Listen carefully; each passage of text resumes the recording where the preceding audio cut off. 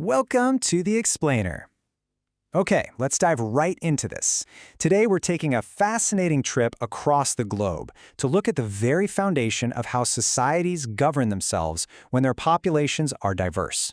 We are going to explore the central, high-stakes concept of power sharing in democracies. It is literally a topic that dictates whether a nation thrives in harmony or fractures under the weight of its own internal differences. So, look at this equation right here. Sharing power equals dividing power, which ultimately equals weakening the country. I mean, when we think about authority and control, this mathematical fallacy about majoritarian rule feels completely intuitive, doesn't it? Like, if you have less power because you're handing some of it over to others, you'd naturally assume you're making your government less effective and your nation weaker overall.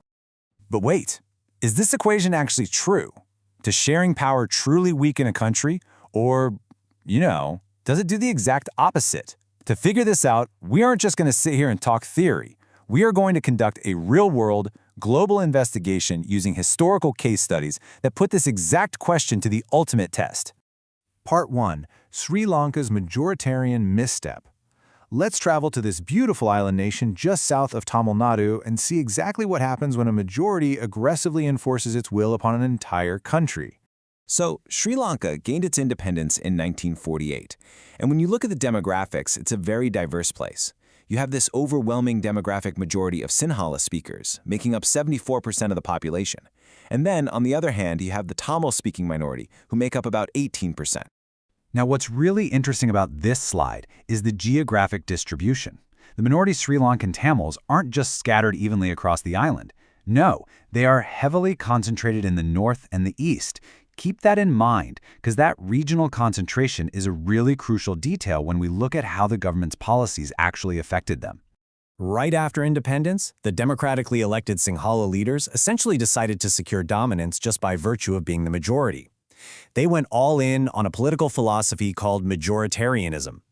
Basically, it's the belief that the majority community should be able to rule a country however it wants, totally disregarding the wishes and needs of the minority. So what did that actually look like in practice? Well, in 1956, the government passed an act making Sinhala the absolute only official language, blatantly disregarding Tamil. They followed this up with preferential policies, basically handing university spots in government jobs to Sinhala applicants. They even wrote a new constitution saying the state had to explicitly protect and foster Buddhism. The Tamil minority felt like their culture was just being erased and their equal political rights were completely denied. The result of these majoritarian measures? Absolutely tragic. Widespread distrust grew, and the Sri Lankan Tamils started demanding regional autonomy. When they were repeatedly shut down, those alienated feelings turned into a push for an independent Tamil Eelam, or state. It ultimately sparked a devastating, decades-long civil war that tore the social and economic fabric of the country apart, only finally ending in 2009. Part 2. Belgium's complex compromise. Let's move to Europe and see how this builds, because the small country faced a remarkably similar dilemma but chose a radically different path than Sri Lanka. Belgium is a small country, but man, its ethnic makeup is like a giant puzzle. Let's look at the national breakdown. 59% of the population lives in the Flemish region and speaks Dutch. Another 40% live in Wallonia and speak French, and there's a tiny 1% that speaks German. Historically, the French-speaking minority was relatively rich and powerful, and that created a lot of tension and resentment from the Dutch-speaking majority who gained their economic benefits much later. And the geography makes it even trickier. In the capital city Brussels, the demographics do a complete flip. The national French-speaking minority is actually an 80% local majority right there in the capital. It was literally the perfect recipe for a messy partition and intense civic strife. So, we can directly contrast how these two nations reacted to their internal diversity. Sri Lanka, as we just saw, went with a winner-takes-all, Sinhala-only majoritarianism. But Belgian leaders? They actively recognized their regional differences instead of suppressing them. Between 1970 and 1993, they proactively amended their constitution 4 separate times to work out an arrangement of accommodation. They basically designed a highly innovative model from the ground up. For starters, they mandated an equal number of Dutch and French-speaking ministers centrally, meaning no single community can just make decisions on its own. They handed major powers down to state governments, gave Brussels its own equal representation government, and even created a unique community government to handle cultural and educational issues for each specific language group. And this brilliantly illustrates how deep their commitment actually goes. Just look at this standard street sign in Brussels. It's in both French and Dutch. It's a daily, practical reflection of mutual compromise. The French-speaking majority in Brussels accepted equal representation in the city's government because the Dutch-speaking national majority accepted equal representation at the central level. It was a mutual give and take. Now, is the Belgian system incredibly complicated? Oh, for sure. But here's the kicker. It worked. They completely avoided the violent civic strife we saw in Sri Lanka, they prevented the country from splitting apart along linguistic lines, and their model of cooperative compromise was so successful that when the European Union was formed, Brussels was actually chosen as its headquarters. Part 3. Why share power? Zooming out from these two case studies, let's synthesize our findings. Why did these power-sharing arrangements actually work? The source material breaks it down into two distinct reasons. So the crucial point is this. First, we have the prudential reason. This is just a careful calculation of practical gains and losses. Simply put, power sharing is good because it actively reduces the possibility of conflict between social groups.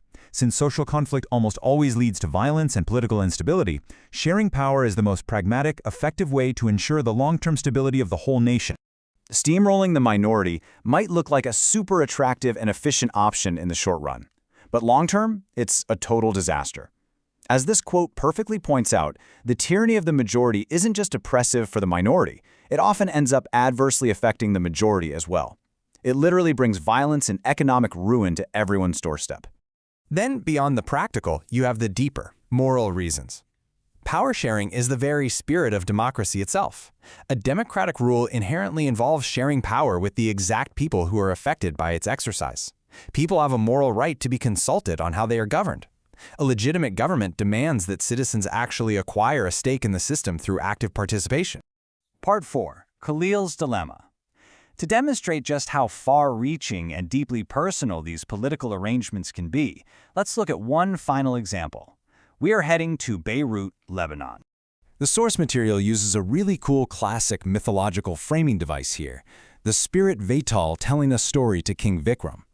Vaital talks about a man named Khalil who lives in Beirut. Khalil's dad was an Orthodox Christian and his mom was a Sunni Muslim. Beirut is this incredibly cosmopolitan city, but sadly, they still fought a bitter, devastating civil war among themselves, a war where Khalil tragically lost his uncle. At the end of that civil war, Lebanon's leaders realized they had to do something. So they came together and, a lot like Belgium, agreed to some highly specific, rigid rules to balance the power. Under this pact, the top jobs are locked in. The president absolutely must be a Maronite Catholic, the prime minister must be a Sunni Muslim, the deputy prime minister is an Orthodox Christian, and the speaker must be a Shia Muslim. Now, back when they signed this agreement, Christians and Muslims were roughly equal in population. But here is the fascinating reality. Demographic shifts have happened over the decades, and Muslims are now in a clear majority. Yet both sides continue to respect this rigid power-sharing agreement just to maintain the delicate peace and honor the balance that ended their civil war. Which leaves Khalil, who doesn't neatly fit into any one of these rigid religious boxes, in a weird spot. And it brings us to a lingering, provocative thought experiment. What kind of a solution is this? Is it actually fair to individuals, or is it simply a necessary mathematical compromise for national survival? Can you help poor Vikram answer Vadal? As you reflect on Sri Lanka, Belgium, and Lebanon, ask yourself, does sharing power truly weaken a country, or is it literally the only legitimate way to keep a diverse nation alive? Thank you for exploring this with me on The Explainer today. Keep questioning and keep learning.